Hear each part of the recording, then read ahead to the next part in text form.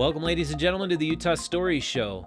On this special episode, we're doing a weekly news roundup. We're going to give this a shot. We're going to do it every week for a few weeks, and we'll see how it goes. But basically, it's what's happened in Utah, usually Salt Lake, this week in the news.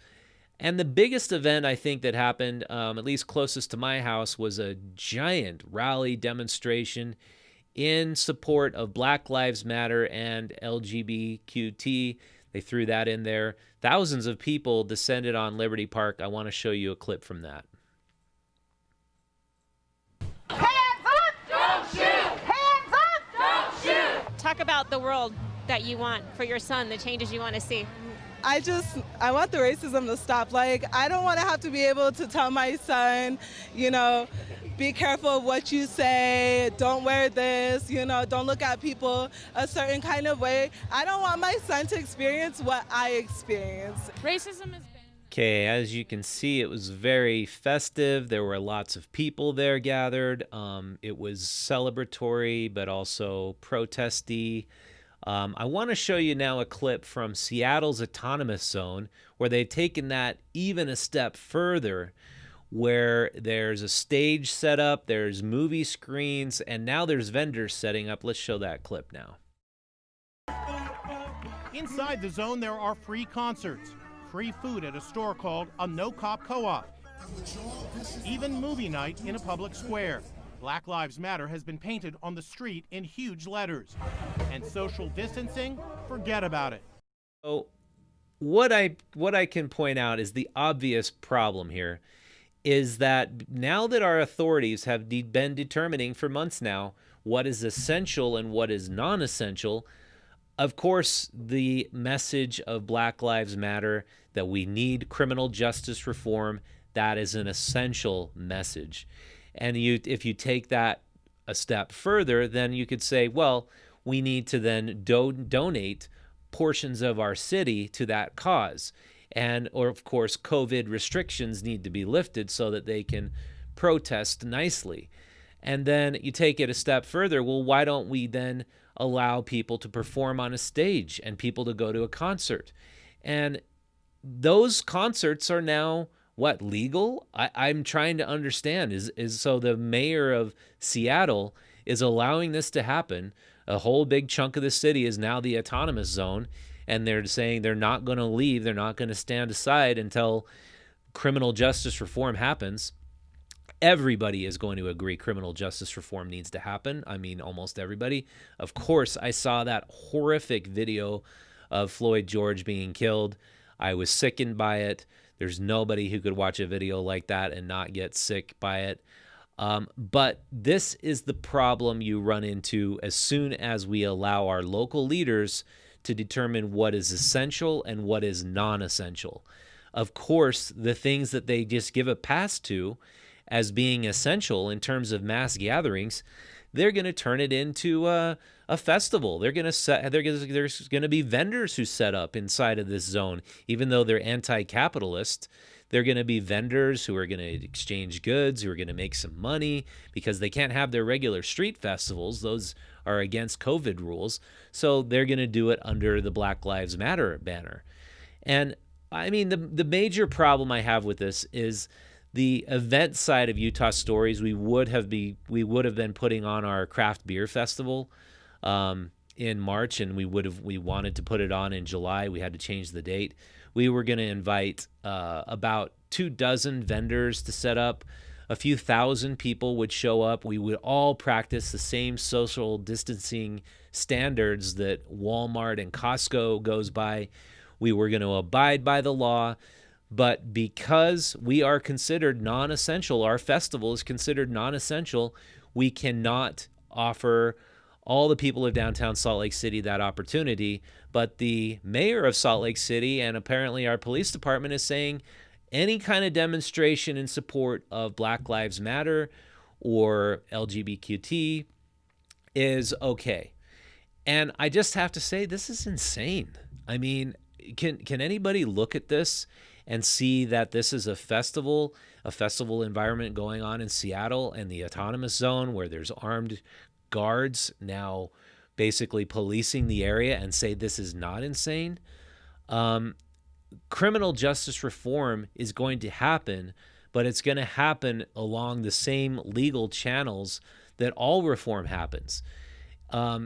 Creating a massive area or donating a massive area of your city to a movement and saying, go ahead, do whatever you want. And then whatever those property owners are doing and those business owners, I have no idea how they're surviving.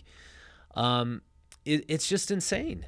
And it's like the economies of these cities absolutely depend on businesses being open and people gathering. And I think there's this strong human need to gather with other people.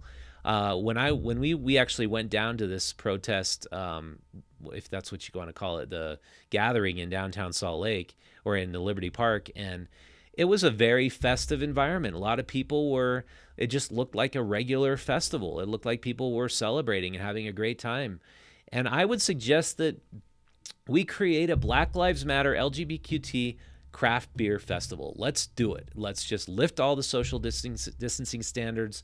Let's do it under the Made in Utah. Let's all gather together and let's do it because we all want the reform to happen, but we also want to drink beer and support our local distilleries and breweries. So how do you like that idea? I'd like to hear from you. So also in the news this week, COVID infections in Utah is really going high.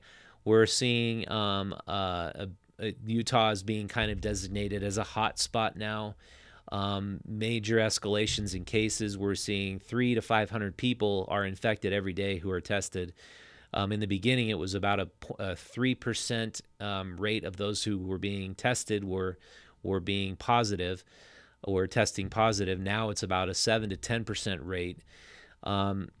So the way that most of our politicians are looking at this is we absolutely have to be more careful.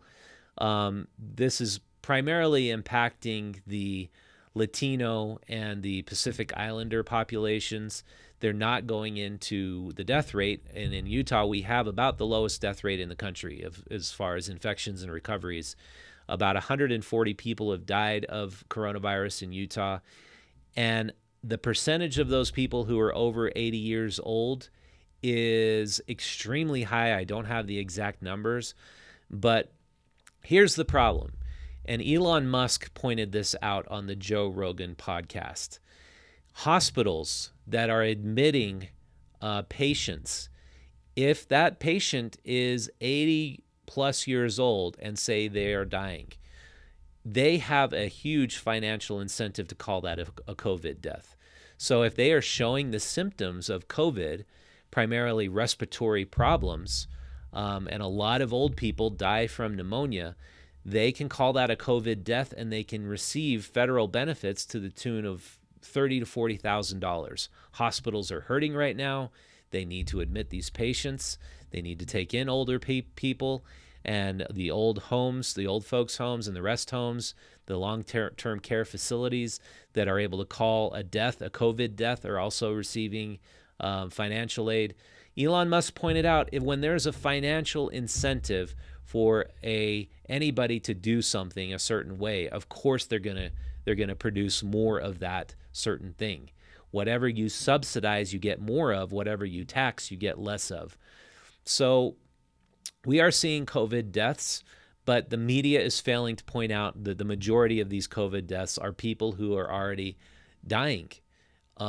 Young people are not dying from coronavirus or COVID.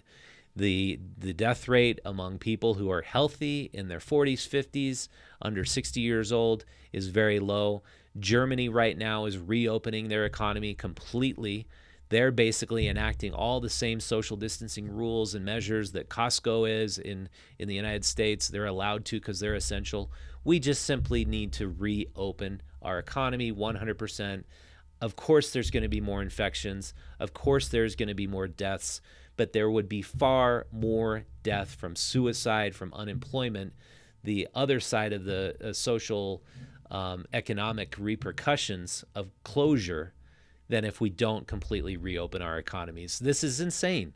Our world is going insane with the local leaders deciding essential versus non-essential.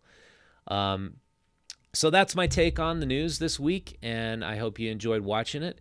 If you'd like to subscribe to this channel, I'd appreciate it, but even better would be for you to share this podcast with a friend or go out to utahstories.com and subscribe to our digital newsletter.